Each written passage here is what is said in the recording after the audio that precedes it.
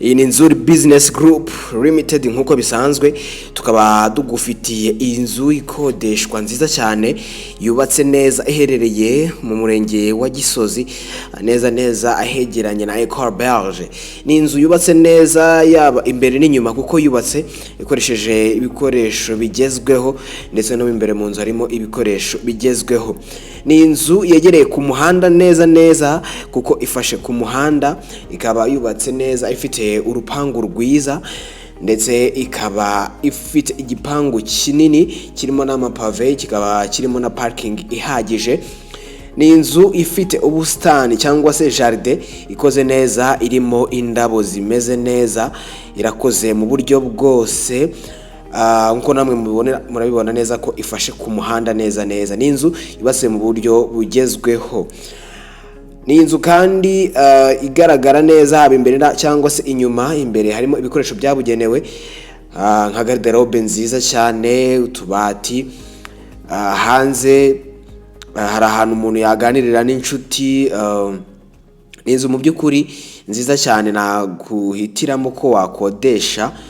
Ni inzu igaragara neza yaba imbere cyangwa se inyuma, murabibona namwe ku amafoto nayo arabyigaragariza. Ni inzu yubatse neza, imbere ifite ibikuta byiza. Hano murahabona ni muri kwezi, harimo ibikoresho byiza, frigo nziza, micro-onde ndetse n'ibindi bikoresho bikenerwa mu gikoni.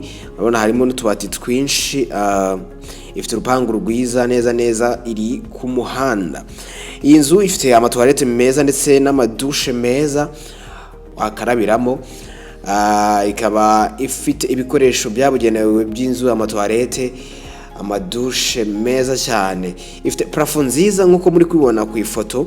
Mu by'ukuri iyi nzu ntigucike kabisa. Niba ufite gahunda yo gukodesha, ntabwo ari amafaranga menshi, ntabwo twe duhenda, turahenda. Iyi nzu herereye ku Gisozi neza hegeranye na ecole belge.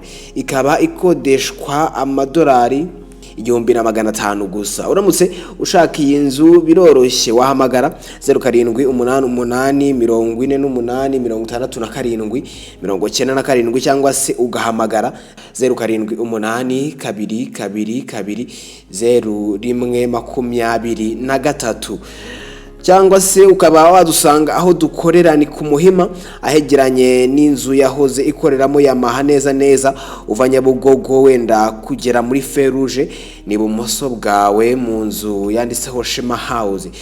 Tukaganira ukaba wabasha gutura muri iyi nzu yubatse neza mu buryo bugezweho. Iyi ni Inzu Business Group, ikaze.